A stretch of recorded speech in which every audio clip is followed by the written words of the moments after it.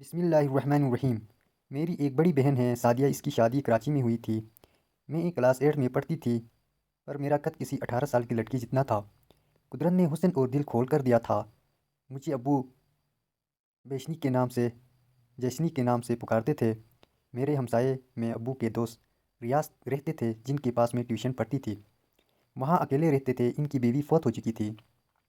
وہ ایک government teacher تھے۔ وہ ایک جواں کی جون کی سخت دوپہر تھی، ویسے میں شام کو جاتی تھی پڑھنے، پر پیپر سر پہ تھے اور مجھے تیاری کرنی تھی، تو میں اسکول سے آ کر کھانا کھا کر چل پڑی ٹیوشن پڑھنے۔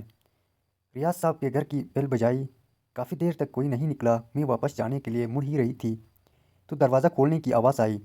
سر ریاض نے دروازہ کھولا۔ سر کی آنکھیں سرخ ہو رہی تھی۔ سر نے کپڑے بھی سونے والے پہنے ہوئے تھے۔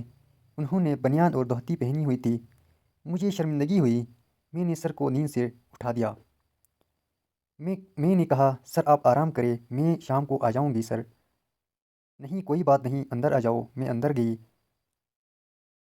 سر منہ ہاتھ دھونے واش روم میں چلے گئے۔ میں اندر آ کر بیٹھ گئی اور کتابیں کھول لی۔ تھوڑی دیر بعد سر بھی آ کر بیٹھ گئے۔ سر کی عمر تقریباً 45 سال کے لگ بھگ تھی۔ سر کا رنگ کالا تھا اور سر کا ایسا تھا، محل کے چھوٹے بڑے سب سر سے ڈرتے تھے۔ سر جب ڈانٹتے تھے میں خود ڈر جاتی تھی، حالانکہ آج تک سر نے مارا نہیں تھا۔ میں نے سر اٹھا کر دیکھا تو سر اونگھ رہے تھے۔ میں نے دل میں سوچا، سر میری وجہ سے ڈسٹرب ہوئے تھے۔ میری اتنی ہمت نہیں ہو رہی تھی کہ سر کو جگا سکوں۔ میں پھر سے کتابوں میں مگن ہو گئی تھی۔ ایک سوال سمجھ نہیں آ رہا تھا۔ میں نے سوچا سر سے پوچھتی ہوں۔ میں نے کتاب سے سر اٹھایا۔ میرا اوسان خطا ہو گیا۔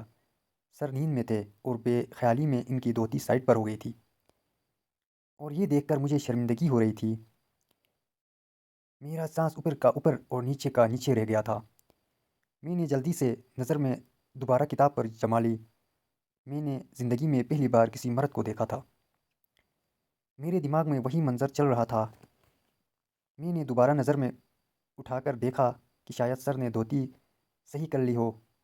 میں نے پھر نظریں جھکا لی۔ پتہ نہیں کیسی کشمکش چل رہی تھی میرے اندر۔ میں چاہ کر بھی کتاب میں دھیان نہیں لگا پا رہی تھی۔